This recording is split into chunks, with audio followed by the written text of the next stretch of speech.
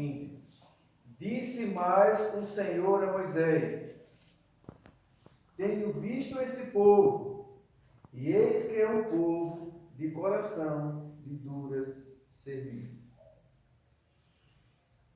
Tem traduções que diz: e eis que é um povo de coração obstinado. Obstinado. Como é, Deus? Que diz a sua?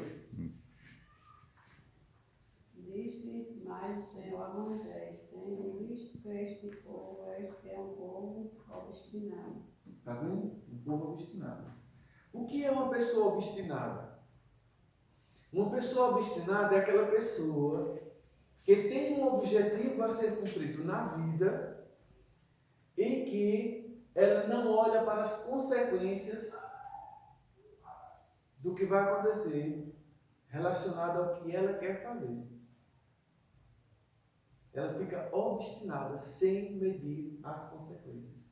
E todas as vezes que alguém que faz alguma coisa de forma obstinada se prejudica gravemente. Não tem uma vez que a pessoa não se prejudique gravemente. Quando a pessoa tem uma determinação, ela luta para conseguir as coisas, mas sempre observando quais são as consequências que vai acontecer com ela, de acordo com o sonho e a realização que ela quer fazer. Uma pessoa obstinada para construir uma casa, ela vai construir a casa sem fazer o seu orçamento. Ela quer construir. Ela não mede as consequências de que tem que fazer um alicerce, de que tem que ter uma estrutura, de quanto vai gastar, que material ela vai usar. Ela quer construir. Está obstinada para construir. Ela quer uma casa. Não importa como seja essa casa. A pessoa que é determinada para construir uma casa, ela vai fazer o seguinte: ela vai ver quanto é que vai gastar no alicerce, ela vai ver que tipo de alicerce ela vai colocar, que tipo de material ela vai usar na parede, para que essa parede não venha deteriorar com o tempo. Ela é uma pessoa que tem determinação em construir, ela vai construir sua casa, mas de forma que ela vai pesar as consequências. Se ela encontrou um material que era de péssima qualidade, ela não compra esse material porque ela é determinada, mas ela não é burra. Ela vê as consequências que vai acontecer com um material ruim. Mas quando ela é obstinada, ela compra porque ela quer construir de qualquer jeito. Por que a Bíblia fala que o povo, os hebreus, era um povo de coração obstinado? Eles saíram do Egito porque queriam escapar do Egito. Eles queriam escapar da escravidão. Mas eles não planejaram o que era que eles iam fazer. Eles não pensaram no que ia acontecer uma vez que eles saíssem do Egito. Uma imensidão de pessoas, pessoas idosas, crianças, pessoas com deficiências, animais, eles saíram e não imaginaram que eles iam sofrer consequências. Eles não imaginaram que terra era que eles iam habitar. Eles nem perguntaram a Moisés como seria o futuro deles. Só queriam sair. Moisés chamou e eles saíram. Quando apareceram as primeiras dificuldades, eles começaram a querer voltar para o Egito. Eles começaram a cobrar de Moisés as coisas, as bonanças, entre aspas, que eles tinham no Egito.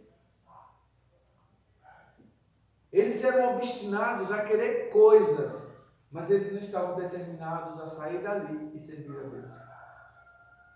Por isso que a Bíblia diz que de todos que saíram dali, só Josué e Caleb entrou na terra prometida. Todos os outros pereceram no caminho.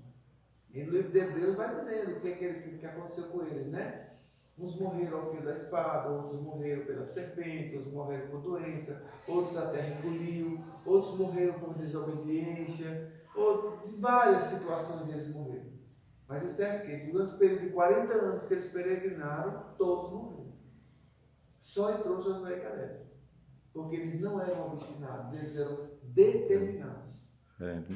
Entendeu? Então existe essa diferença entre determinação e obstinação. Eu gostaria que vocês abrissem a Bíblia em Êxodo, voltando um pouquinho, capítulo 7. Êxodo capítulo 7.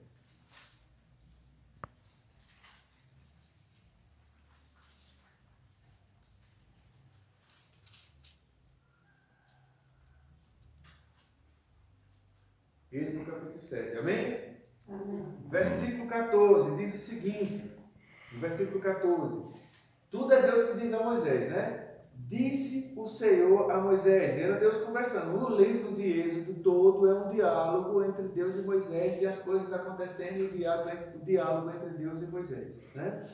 E aí diz, disse o Senhor a Moisés, o coração de Faraó está o quê? Obstinado e recusa deixar ir o meu povo. Aqui era no período das 10 pragas do Egito.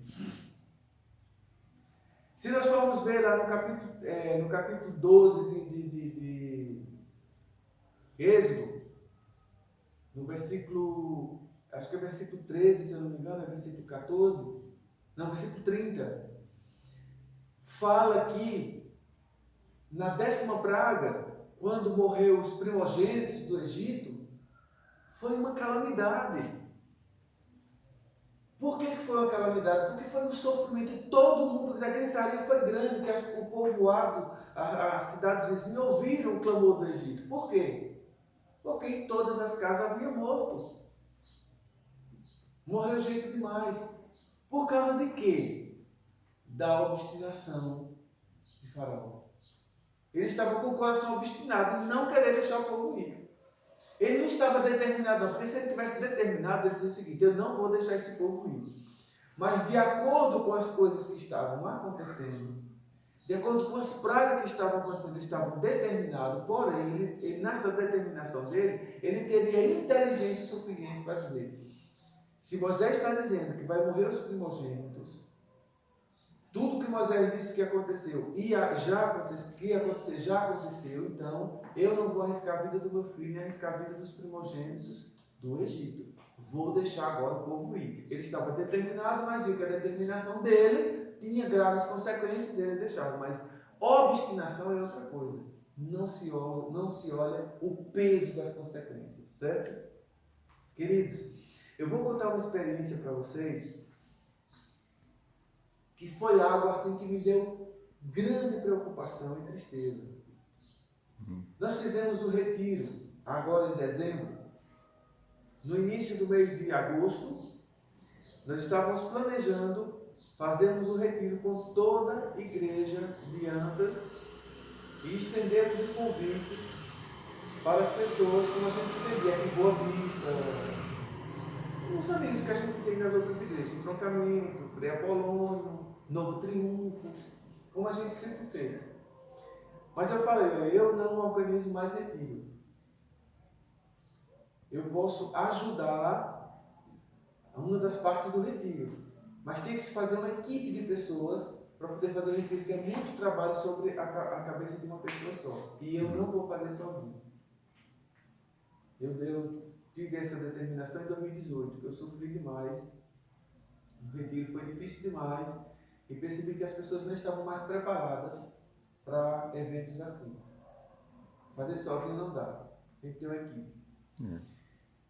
E no final de agosto eu cobrei da comissão. No início de setembro eu cobrei a comissão. No final de setembro eu cobrei a comissão de novo. Início de outubro eu cobrei a comissão. Início de novembro ninguém tomou posição. Então eu disse o seguinte: vou fazer retiro somente com os jovens e adolescentes da igreja, não com todo mundo. Vou fazer um grupo pequenininho, porque é muito mais fácil de administrar, só quem faz parte, quem está matriculado na classe dos adolescentes e quem está matriculado na classe dos jovens, somente esse, ninguém mais. E a liderança das duas salas, né? E assim a gente começou a ver o movimento, e conseguimos aí a quantidade de vagas eram 48 pessoas, que era a quantidade que cabia no ônibus. Se fosse para a igreja, se fosse para o distrito, nós já estávamos esperando 95 vagas, eram 2 ônibus. Mas para esse grupo aqui separado, somente 45 vagas. A classe dos adolescentes e a classe dos jovens somavam 65 pessoas. Então não dava para ir todos. Nós começamos a fazer uma seleção de pessoas. E a seleção foi por meio de uma chamada. Aqueles que estavam mais presentes, aqueles que estavam mais presentes nos pequenos grupos, na escola sabatina, presentes nos cultos da igreja, esses eram que iam sendo selecionados para ir. E eu falei o seguinte, para fazer uma outra seleção, eu disse, olha, quem participar de qualquer evento do mundo que vai acontecer, a festa de dezembro que ia acontecer, a cavalgada, as festas de aniversário que fosse acontecer aí, perde a vaga do retiro e não vai. Resultado. Quando for isso, nós íamos viajar no dia 7.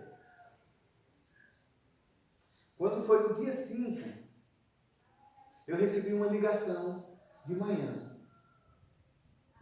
Uma irmã da igreja que ligou e disse, olha, Desval, nós estamos com um problema. Qual é o problema? O jovem Guilherme falou que vai para a cavalgada. Ele não era batizado, mas era membro da classe. E a mãe do Guilherme ia ser cozinheira. O pai de Guilherme ia como apoio da cozinha. Ia como apoio da cozinha. O irmão de Guilherme é desbravador, fazia parte das classes, nos que estavam classificados para ir. O Guilherme também. E aí eu fiquei extremamente preocupado. Quando foi na sexta-feira à noite, eu fui na casa da mãe do Guilherme conversar com os pais para ver se tentava convencer o menino a não ir. Porque se ele fosse para a cavalgada, era uma das leis que dizia que ele estava fora. E a mãe do menino disse, se Guilherme ficar fora, eu não posso ir, e nem o pai poderia ir também. E nem ela deixava o irmão mais novo ir. Porque ia ter festa no final de semana seguinte, que era o final de semana do retiro, na rua dela, e ela não ia deixar o menino de menor para ficar na festa sem ter quem cuidasse. E aí eu estava com um pepino enorme nas minhas mãos. A mulher tomando estudo bíblico, se preparando para se batizar, o irmão mais novo tomando o estudo bíblico, se preparando para se batizar também. E agora o irmão mais velho, determinado a ir para a festa. Complicado. E aí eu fui conversar com a família, né? Quando cheguei lá, o pai falou, ele quer ir porque quer. A madrinha dele chegou de viagem e trouxe todo o aparato para se participar de uma cavalgada. Trouxe bota de vaqueiro, cinto de vaqueiro, calça jeans, camisa de vaqueiro, e não sei o que, tudo. Ixi. E ele se empolgou, não tem quem tire da cabeça dele que ele quer ir. E agora eu lembrei, jejum e oração. Eu disse, Senhor, o que eu podia fazer, eu estou fazendo. Então agora é o Senhor. Enquanto eu estava conversando com os pais do Guilherme, ele não estava em casa, estava na rua. Já era mais de 10 horas da noite. E eu já estava me preparando para vir embora. O Guilherme chegou. Todo desconfiado, com a cabeça baixa, eu percebi que o time não estava bom. Eu cheguei e falei, Guilherme, já conversei com seus pais. Eu me falaram que você está querendo ir para a cavalgada, você sabe da lei, você viu que na sexta-feira de manhã eu tinha postado um vídeo no grupo do retiro. E falando que se alguma pessoa do retiro fizesse parte de qualquer festa, não podia ir, que todo mundo evitasse para não ter constrangimento. Eu disse, você viu o vídeo que eu postei? Ele disse, vi. Eu disse, então, Guilherme, é isso aí. Você não vai me dizer nada agora.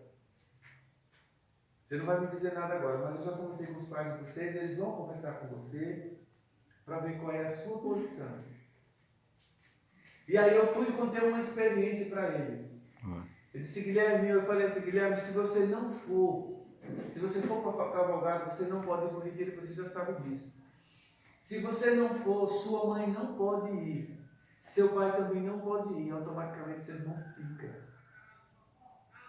Vou contar uma experiência aqui para vocês. Eu falei, olha, uma certa vez existia um professor que era extremamente sábio, um homem muito inteligente. E os seus alunos tentava pegar ele em algum erro e não conseguia. Ou tentava pegar ele com alguma pegadinha e não conseguia, porque ele tinha saída para tudo. Quando foi um dia, um aluno muito esperto encontrou um pardalzinho que caiu do ninho na escola. Um pardalzinho já quase ao ponto de voar. Ele chegou e disse: agora eu pego o professor. Pegou o pardalzinho, colocou na mão, e era o horário do intervalo. Todos os alunos entraram na sala, e ele ficou atrás. E ele chegou, colocou o pardalzinho aqui na mão, atrás das costas, e disse: professor, eu tenho aqui nas minhas mãos um pardal. Isso era eu conversando com o Guilherme, viu? Eu tenho um pardalzinho aqui nas minhas mãos, aqui atrás das minhas costas. Eu quero que o senhor me fale uma coisa. Se esse pardalzinho está vivo ou se ele está morto. E o professor tomou um susto, né? E o professor pensou: e como é que eu vou saber que esse pardal está vivo ou morto? O professor pensou: se eu disser que o pardal está vivo, ele espreme o pardal na mão, mata e me apresenta um pardal morto. E se eu disser que o pardal está morto e o pardal estiver vivo, ele vai me apresentar um pardal vivo. Então eu vou passar vergonha na presença dos meninos. E o professor realmente era um homem muito inteligente. Ele disse: filho, eu vou lhe dizer uma coisa e gostaria que vocês todos prestassem atenção. Todos ouviram o que o menino, o aluno fulano de tal falou? Todos falaram, ouviram. E todos estavam ali aguardando a resposta, ou a ver a derrota ou a vitória do professor. Eles se vejam bem. O pardal está nas suas mãos, está? Ele disse: está. Eles se então. O futuro desse pardal está em suas mãos. Se o pardal está morto ou vivo, eu não sei. Eu não sei se ele está morto ou se está vivo. Eu não posso adivinhar. Mas eu só sei dizer uma coisa para você: que a vida do pardalzinho está nas suas mãos. Se você quiser que ele esteja vivo, ele vai estar vivo. Se você quiser que ele esteja morto, ele vai estar morto. Aí o aluno foi e mostrou o pardalzinho vivo. Aí o professor disse: se você quisesse tirar a vida desse pardalzinho, você teria tirado. Era só você apertar um pouco mais a sua mão. Os alunos bateram palma para o professor. Né? A sabedoria do professor. Aí eu fui e disse para o Guilherme: Guilherme, o futuro do seu pai, da sua mãe e do seu irmão está na sua decisão de ir para a cavalgada ou não ir. Ele baixou a cabeça e eu disse: agora você não vai me falar nada, vamos orar e eu vou para a minha casa, você vai pensar. Resultado: o Guilherme estava determinado a ir para a cavalgada. Por que eu estou dizendo que ele estava determinado e não obstinado? Eu vou explicar para vocês. Chegou o sábado pela manhã, a cavalgada seria às 3 horas da tarde. O sol como está aqui hoje. E naquela manhã, naquela noite eu decidi orar, e naquele sábado pela manhã eu decidi jejuar. E não comer para que Deus resolvesse aquele problema. Porque a minha preocupação era: quem mexe com o filho, mexe com o pai e a mãe, não mexe? A minha preocupação era: aquela mulher ia cozinhar, já era um problema para o retiro, né? Estava em cima do retiro já. Uma semana. Menos de uma semana. Seria difícil encontrar uma pessoa para cozinhar. Outra coisa, a mulher se preparando para se batizar. O irmão também. Vai que esse povo cismasse com a gente. Ah, só porque meu filho foi para uma cavalgada e não pode ir. A pessoa que é novo na fé não tem muita ideia, né? E eu fiquei, só sabe Deus, eu cheguei ao ponto de pensar em desistir do retiro. Devolver o dinheiro para as pessoas e desistir do retiro para sair desse problema. Mas aí eu ia estar punindo outros jovens que não tinha nada a ver com a história, né? É complicado. Eu não sabia realmente o que fazer. E eu apelei para Deus: Senhor, eu não sei o que fazer. Eu acho que o que eu podia fazer como homem eu já fiz. Agora eu vou orar e confiar no Senhor. Melhor coisa. Quando foi no sábado de manhã, o Guilherme nasceu com a garganta ruim, querendo dar um gripe, né? E a mãe já ficou preocupada. No sábado, no culto, o sol estava como hoje aqui. Mas quando terminou o culto, a gente percebeu que vinha uma nuvem muito grossa por ali. E eu cheguei e falei para o pessoal, gente, terminou o culto, corra para casa, que pode vir chuva. Eu cheguei em casa, eu corri para casa de moto, né? Mas tive um empatozinho no caminho, eu cheguei em casa já com alguns chuviscos. E começou a cair aquele chuvisco que a gente fala que é o chuvisco que enche um balde, né? Aquele chuviscão grosso, poque, e daqui a pouco a chuva pegou um torrencial. Mas, queridos irmãos, choveu a tarde inteira, sem parar. Uma chuva mais grossa do que a outra. E aí a mãe disse para o Guilherme, você não vai, porque está chovendo, e se você for, você vai passar mal. Você não vai. E ele começou a chorar no quarto, trancado, né? Chateado porque não ia para a cavalgada. Resultado. Quando disse assim, escureceu, cessou a chuva. Cessou a chuva. Resultado. O Guilherme não foi para a cavalgada. A gente viu na lição hoje, né? Josias deveria ter confiado em Deus. Se entregou ao homem, né? Como uma derrota. Deus via que o Guilherme estava determinado. Se Guilherme estivesse obstinado, ele tinha desobedecido à mãe, não tinha se importado com a chuva e tinha ido como milhares de pessoas foram para essa festa. Foi uma festa que deu gente até formiga. Os carros atolaram tudo no caminho, o povo deixaram os carros no caminho e foram de pé. Pessoas obstinadas pela festa. Guilherme estava somente determinado, não estava obstinado. Porque se ele tivesse obstinado, ele tinha com chuva, com briga do pai, da mãe e tudo ele tinha ido. Né? Aí você vê que isso é uma diferença de obstinação e determinação. Faraó estava obstinado. Porque estava obstinado, sofreu a punição que sofreu. Teve um maior prejuízo. E estava tão obstinado que depois de ter visto a morte dos seus primogênitos, quando o povo saiu do Egito, ele ainda foi atrás. Morreu o resto no meio do mar. Quando o mar se abriu. Isso é obstinação. O povo estava obstinado, como disse Deus na versão da Bíblia de Gleide. Obstinado pelas coisas que eles queriam, não importava o que Moisés ensinava, nem o que Deus queria deles. Eles estavam tão obstinados que era a morte chegando perto deles e eles ainda obstinados não temiam a morte. Quando Moisés subiu para o Monte Sinai para receber as tábuas da lei, foi o que o povo fez? Adoraram o bezerro de ouro. Isso é obstinação. Eles não estavam determinados a servir a Deus.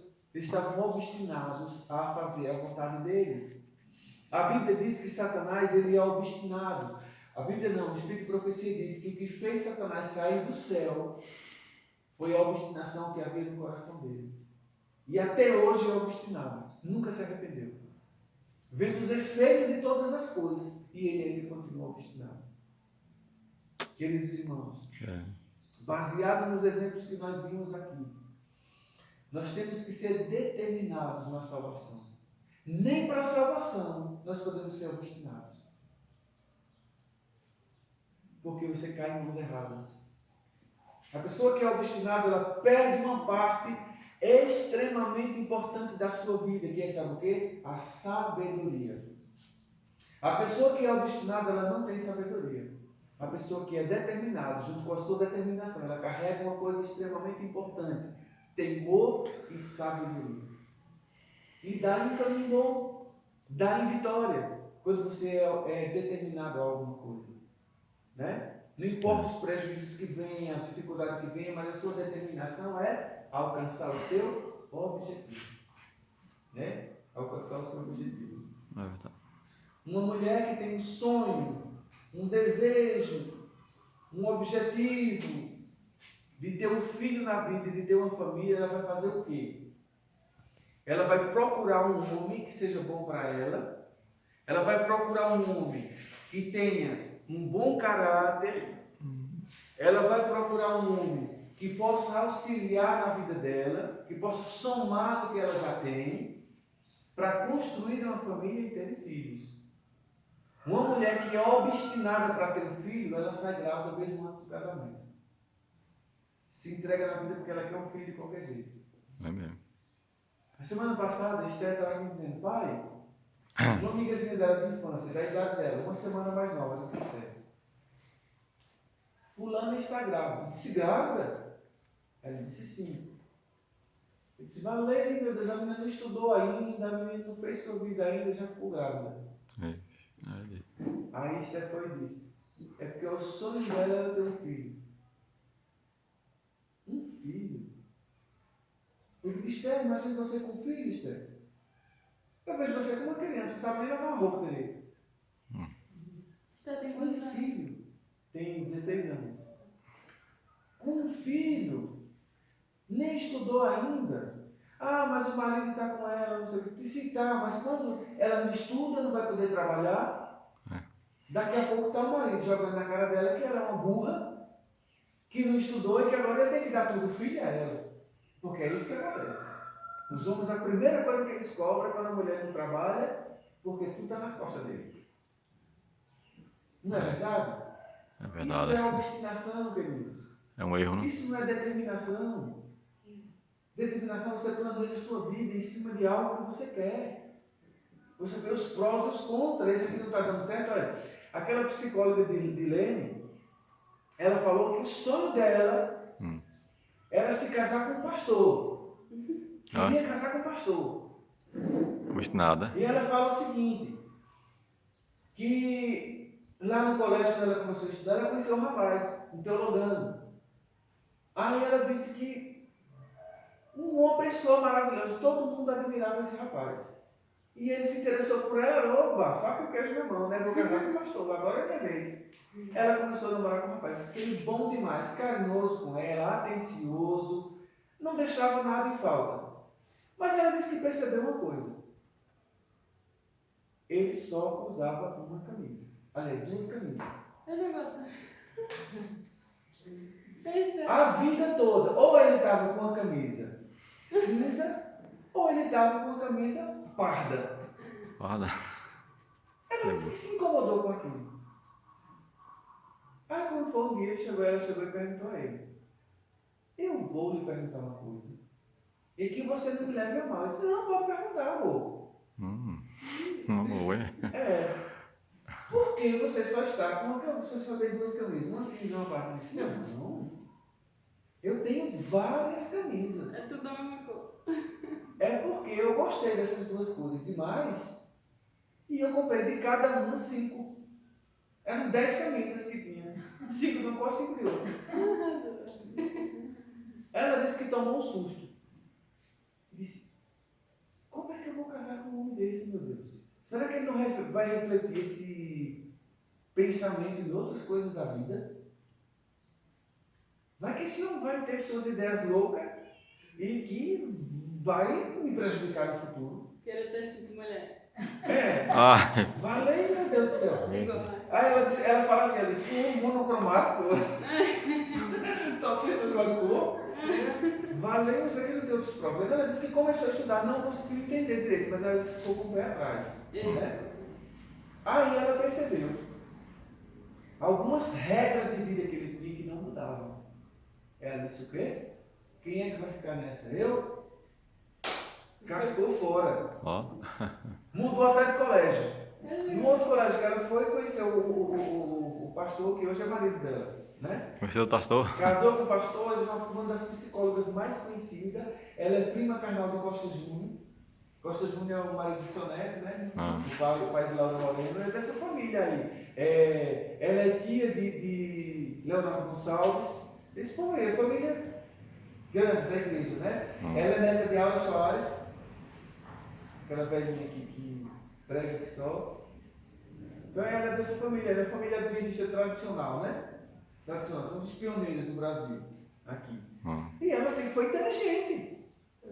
Mas se ela fosse obstinada, era um pastor, vai porque termina com esse encontro, o pastor mais para casar, pronto, é com esse cara que vai, pronto. Ela disse que ele se casou. E ele era determinado que na casa dele não tinha móveis. Imagine, viu? Era uma cadeira para sentar e uma mala para guardar roupa. Hein? Da camisa? O da camisa. Ela disse que ele se casou com outra menina lá do colégio, com 3 anos se separaram. Porque a menina não suportou mais viver com uma mala na cabeça e com a cadeira debaixo do braço. Ei. Porque não era para ter móvel dentro de casa. Entendeu? Então ele não tinha só um problema de uma camisa, entendeu? Ele tinha outros problemas. Outras monocromacia, né? Digamos assim. E ela não quis saber. Pessoas que são inteligentes, que planejam o seu futuro. São pessoas que são determinadas e não obstinadas.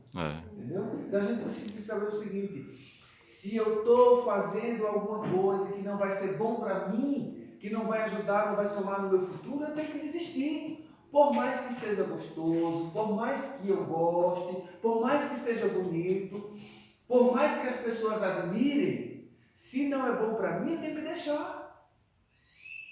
Para que essa determinação se vai me prejudicar? Se torna uma obstinação. E as consequências? Nós precisamos pensar nas consequências de tudo.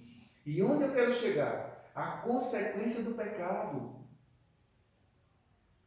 O pecado é bom? É. É gostoso? É. Ninguém pode negar isso. Aquele que negar está dizendo que é mentiroso. O pecado é bom? É. Agora, onde o pecado nos leva? A perdição eterna. Que isso aí é consequência grave. E se qualquer um de nós se mantemos com o objetivo de fazermos aquele erro, se tornamos determinados, nos tornamos obcecados por aquilo e vai nos levar à perdição. Precisamos planejar o nosso futuro. Planejamento. Planejar em cima daquilo que Deus pede de nós. Não importa quão dificultoso, difícil, quantos problemas e dificuldades nós iremos enfrentar. Mas o nosso objetivo tem um alvo, o alvo de salvação. Nós precisamos entender isso. 2021, eu trabalhei com a classe dos jovens, de 16 a 35 anos. Na minha sala tinha mais ou menos 38, 40 jovens. Foi o período maior da classe de jovens que já teve na igreja de Andes. E eu trabalhava todos os sábados, eu falava com eles que eles precisavam conhecer a si mesmos, conhecer o máximo possível de si mesmos, para saber aonde eles queriam chegar. Porque quanto mais eu conheço de mim mesmo, mais eu sei onde eu quero chegar. Verdade. Eu preciso conhecer muito de mim. Carla está fazendo psicologia, né, Carla? Carla vai ver isso aí. E você precisa se conhecer o máximo possível de si mesmo. Para você saber onde é que você quer chegar. Porque se você se conhecer de você mesmo, você vai dizer: o meu sonho é chegar aqui. E se eu estou trilhando um caminho que vai dar ali, por que eu estou trilhando esse caminho? Se eu quero chegar aqui, eu estou indo para lá. Não é verdade? Se eu quero a salvação, por que eu estou entrando em um caminho do pecado? Estou errado, eu tenho que sair dele, porque senão eu não chego aqui. Porque a salvação vai por aqui e o pecado vai para lá. E quanto mais eu for para lá do pecado, mais distante eu estou do meu objetivo, do meu sonho, daquilo que eu conheço, daquilo que eu quero. Por isso que a gente precisa de conhecer os nossos sonhos, os nossos desejos, nossa vontade. Para o nosso objetivo, para nós não perdermos o foco dele. Temos que ter foco no objetivo que nós queremos. Focar naquilo e o que vai acontecendo, você vai maleando, vai derrubando os muros que forem aparecendo, as pedras que forem aparecendo, você vai alicerçando a sua vida e não caindo nelas, né? Eu acho interessante uma frase que diz o seguinte: são bem-aventurados aqueles que não tropeçam nas pedras do caminho, mas pegam as pedras e fazem alicerce para construir sua casa, né? Legal. Veio uma pedra, não tropece nela não, e nem sente em cima.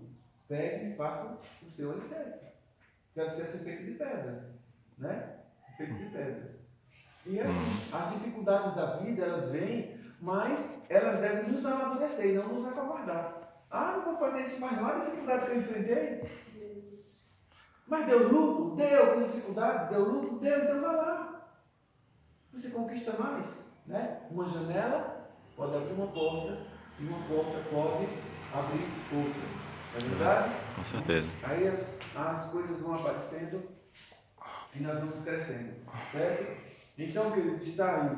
Vamos orar a Deus e pedir a Deus que Deus nos ajude a sermos determinados. Determinados na salvação. Não importa as provações que venham, mas sejamos determinados a nos salvarmos. Né? A sermos fiéis ao nosso Deus. Amém, né? Que Deus nos abençoe. Né? Vamos orar, né, queridos? Quando for orar, Ora. oração, queridos. Oração é a vitória. Verdade. Oremos, irmãos. Santo e eterno Deus, te agradecemos, Senhor, porque o Senhor se apresentou a cada um de nós, trazendo a tua verdade, trazendo a tua palavra, para que nós a conhecêssemos. E como se não bastasse, Senhor, o Senhor mandou o seu Filho amado Jesus para morrer por nós, para assim nos dar a vitória completa. Obrigado, Deus, por tudo que o Senhor tem feito por nós. E nos ajuda, Pai, nas nossas fraquezas. Nós somos fracos e débeis, mas precisamos do Senhor. E que a graça do Senhor Jesus nos alcance a cada instante, a cada momento de nossas vidas. Nos ajuda a sermos fiéis a Ti, a sermos determinados a obedecer a Tua palavra. Nós te pedimos e te agradecemos em nome do Senhor Jesus. Amém. Amém. Amém. Feliz